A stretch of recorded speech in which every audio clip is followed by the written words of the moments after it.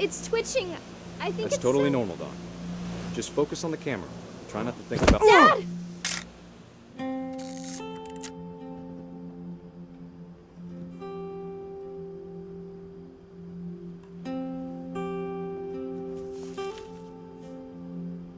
Of all these stories, that's the one I wish most that my mom had told me.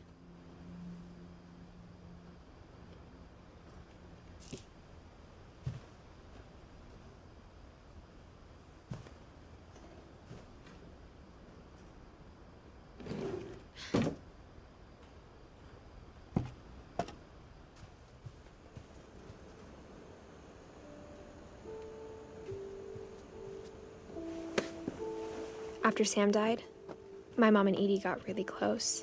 They'd both lost a lot.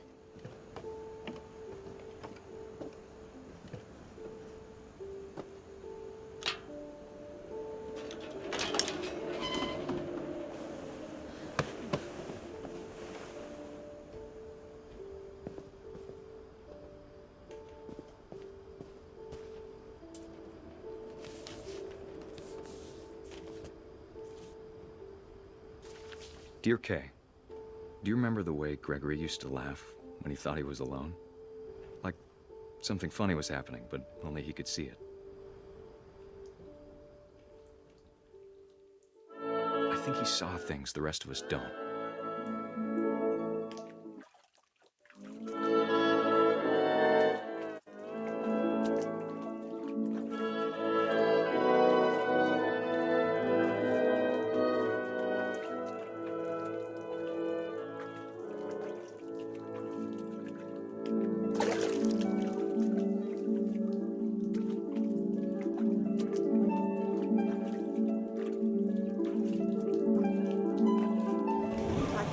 Gregory, it's time to...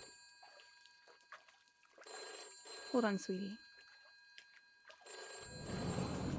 Hello? Sam, I told you I don't want to talk right now.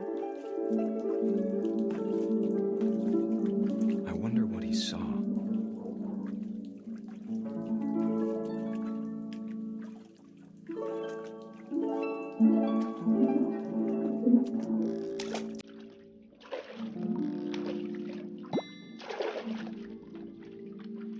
What his world was like. It reminded me so much of Calvin. Lost in his imagination.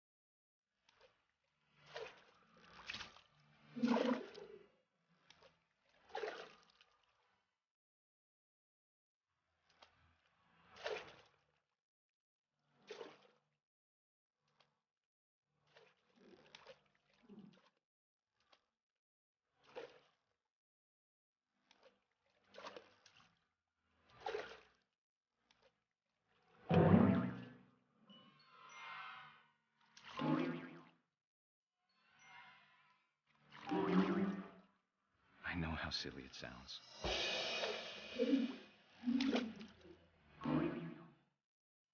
But I worried about a baby being too happy. But I could feel him slipping away. Sorry about that, Gregory. I know you did everything you could. Maybe if I hadn't called that night. Damn it. Hold on, I don't want Gregory to hear this.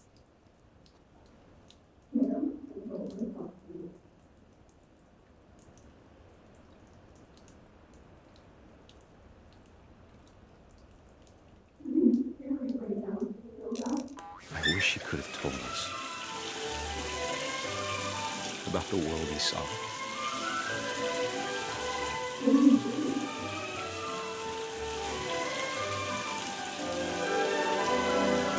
There's so much I don't understand about Gregory. About everything.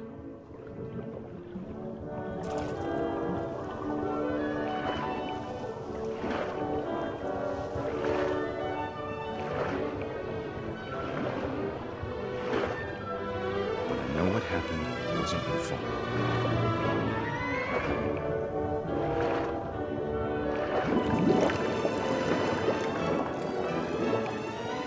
I'm sure he's happy. And he'd want you to be happy too. Good luck, Kay. Love, Sam.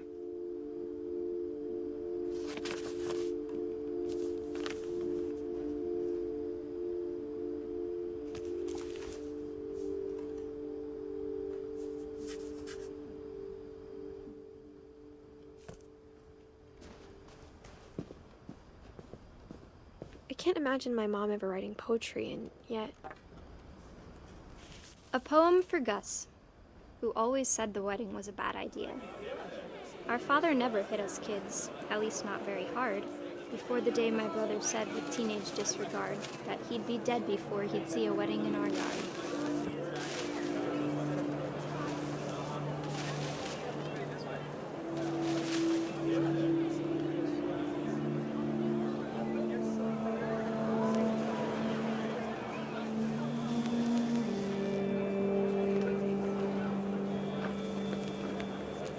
My father made him come, of course, but Gus stood far apart, just flew his kite and bottled up the storm inside his heart.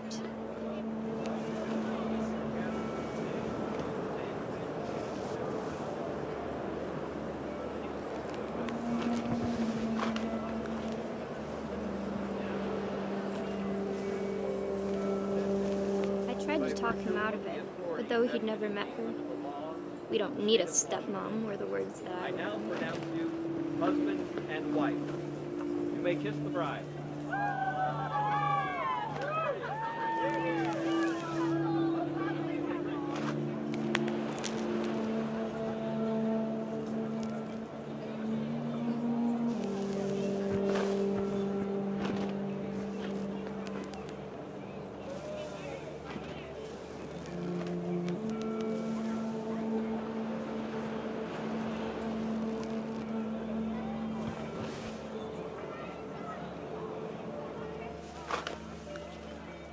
When the time for photos came, Dad ordered him to come here. But Gus declined, and as a sign held up his middle finger.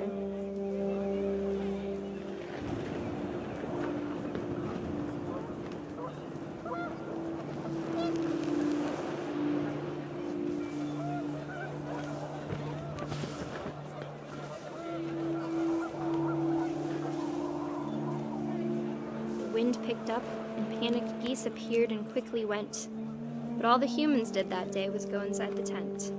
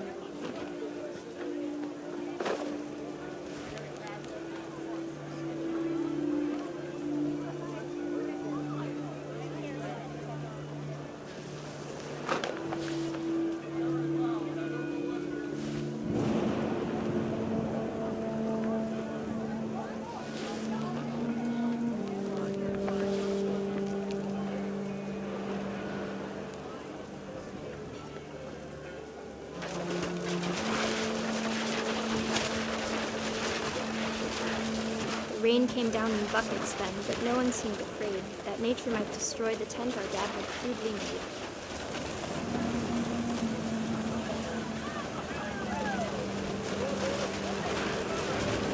The thunder sounded much too close and full of angry power. The but all my father said to this was, make the music louder.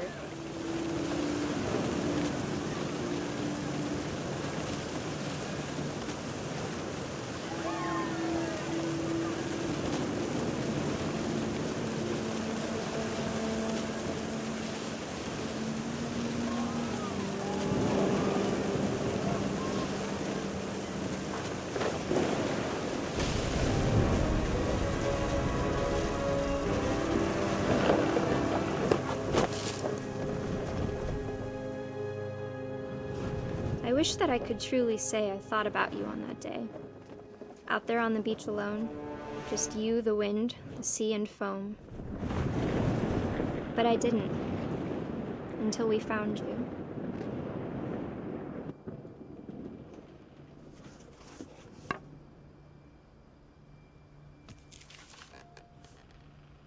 She never talked about him, but Mom told me once if I was a boy, they were going to name me Gus.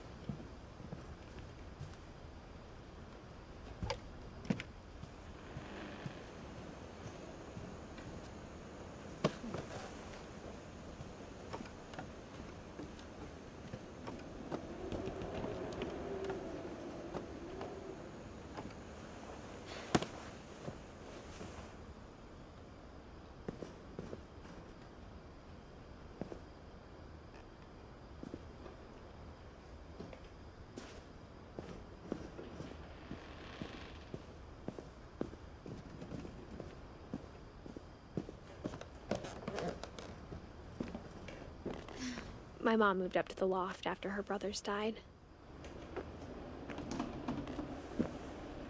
At the time, it was as far away as she could get.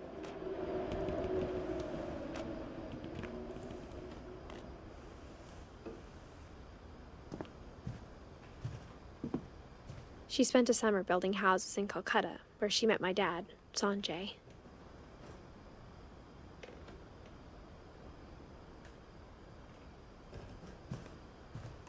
Religion was another thing my mom never talked about, but I think it helped her a lot after her dad died.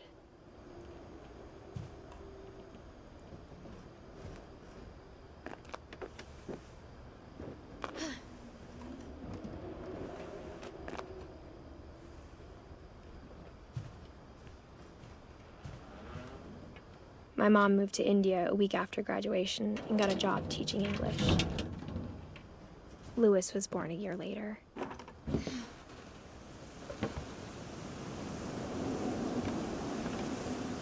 When my dad died, I don't think Mom knew where else to go. I'm sure Edie was happy to have her back.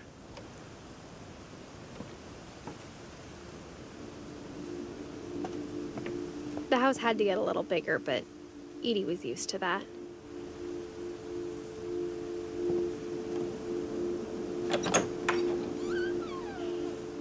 And for a while, things were good.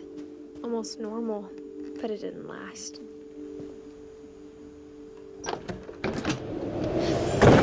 The beginning of the end was Milton's 10th birthday, when Edie gave him a castle.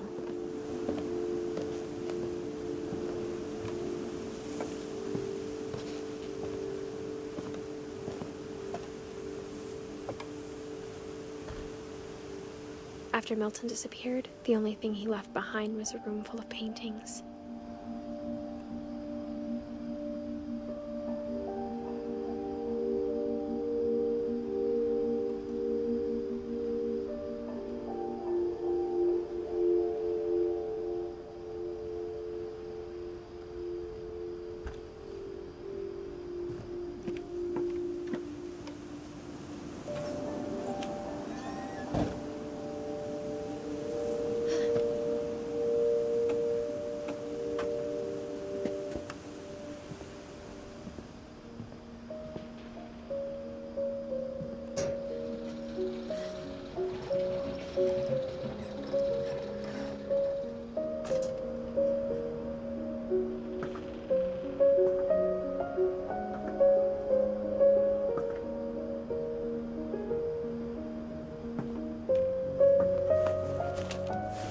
Milton Finch in The Magic Paintbrush.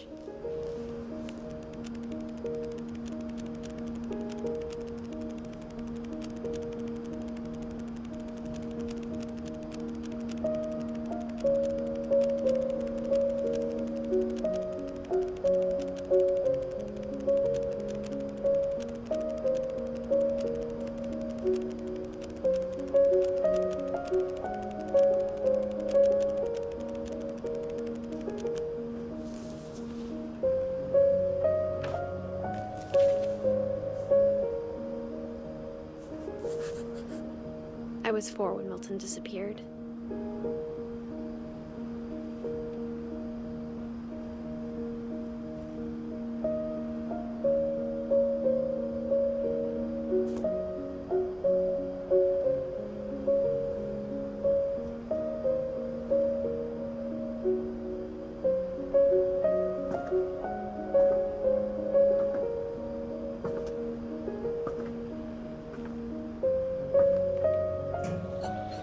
Mom spent months searching for my brother.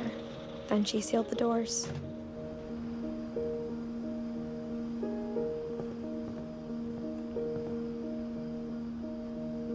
Whatever Milton had found in the house, Mom didn't want it getting out.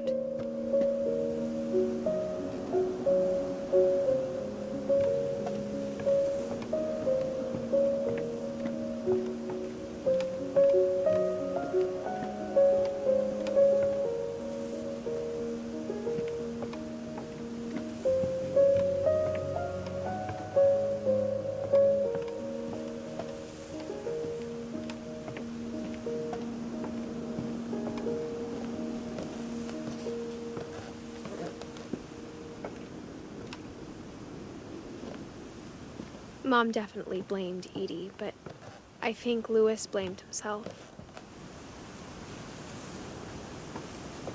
After he graduated, he just spent more and more time in his room, until Mom got him a job at the cannery.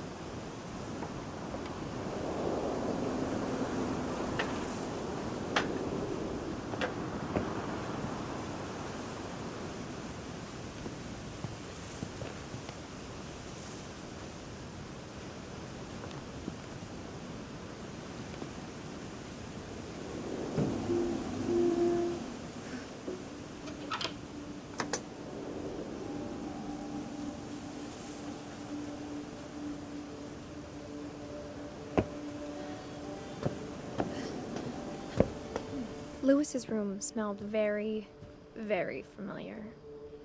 That part of him lived on.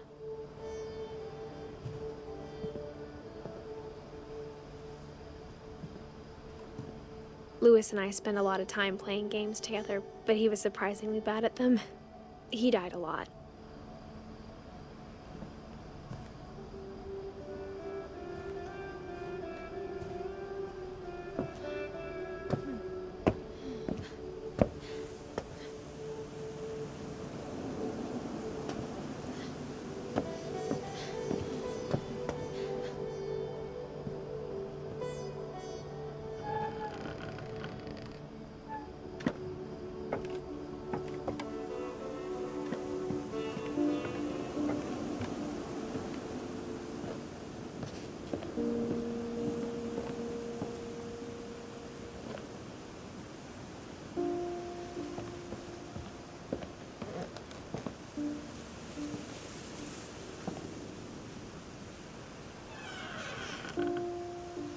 I wish we'd stayed.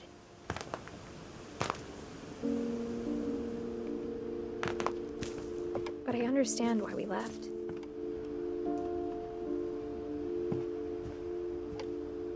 My mom ended up leaving everything behind.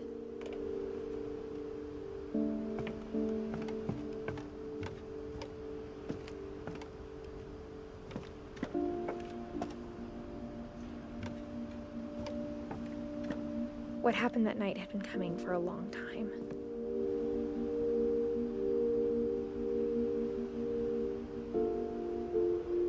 Maybe it should have come sooner.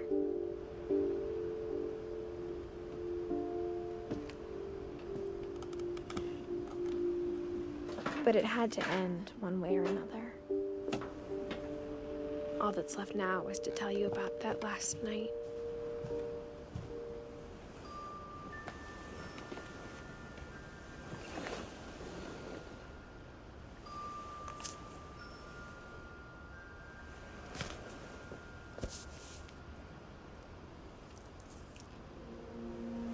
That whole last day, Edie just watched us pack and didn't say a word.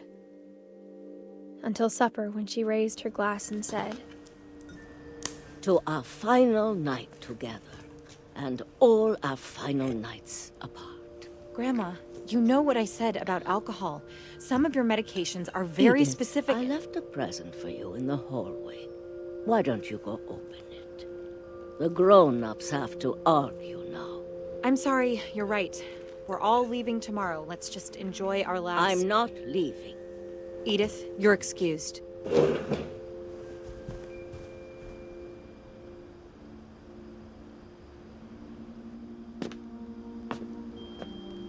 The power had been shut off that morning, but Edie always had plenty of candles. When my mom sealed the library, I don't think she knew about the other entrance. Or that Edie had a key to it.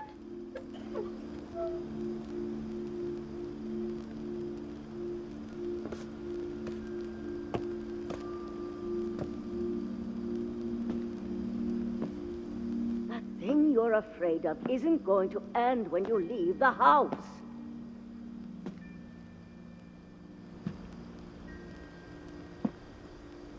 Edith has a right to know these stories.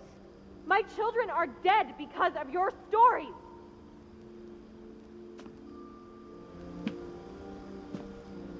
I think it's best if Edith and I leave tonight.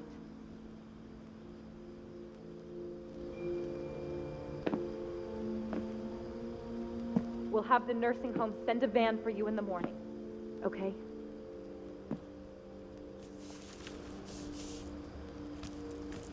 Dear Edith, there's so many stories I wish I could tell you, but there's only time for one.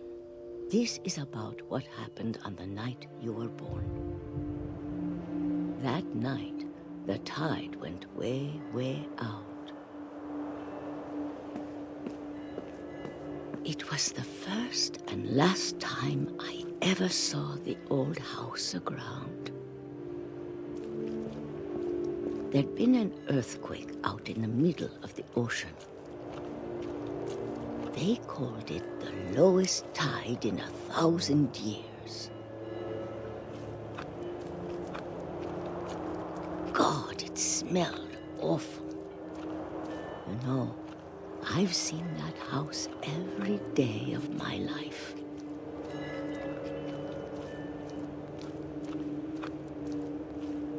But I never thought I'd go back to it. When the fog rolled in, I lost my way.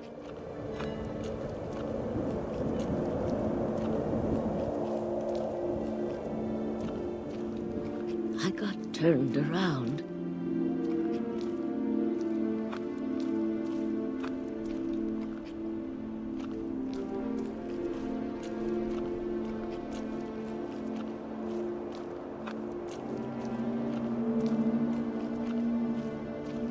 For a while, I wandered.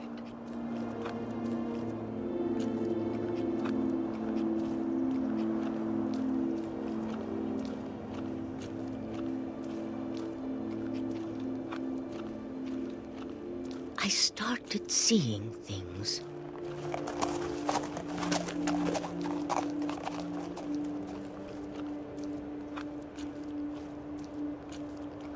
Things I'd forgotten had ever existed.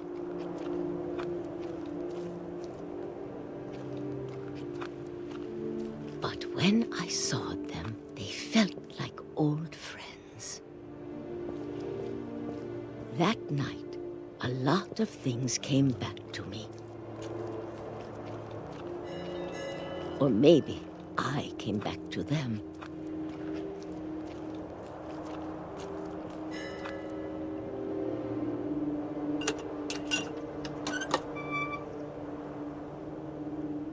Things I can't explain, but that I need you to try and... Edith, what are you doing in here? It's mine. Edith! Mom, you're gonna rip it! Let go!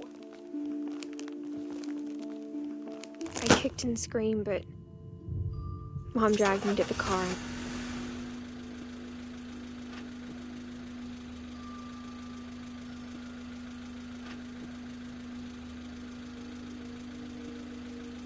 I never saw Great-Grandma Edie again. The next morning, the band came to pick her up, but she was already gone. After that, we moved around a lot.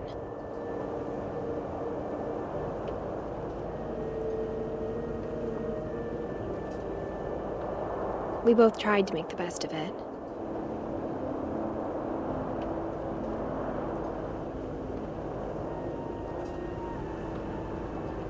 A few years went by.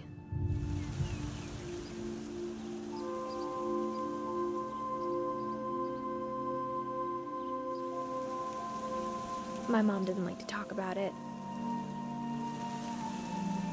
but she started getting sick a lot. The rest happened pretty quickly. She got better for a while,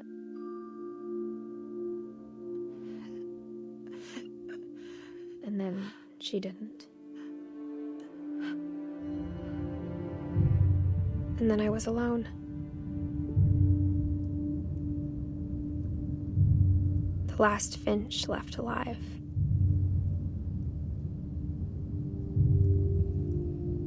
Until I found out about you. I'm still not sure what to tell you about all this. If we lived forever, maybe we'd have time to understand things. But as it is, I think the best we can do is try to open our eyes. And appreciate how strange and brief all of this is.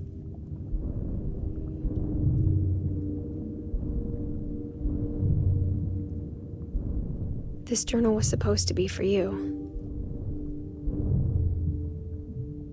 But now I hope you'll never see it. I just want to meet you and tell you all these stories myself. But I guess if you're reading this now, things didn't work out that way.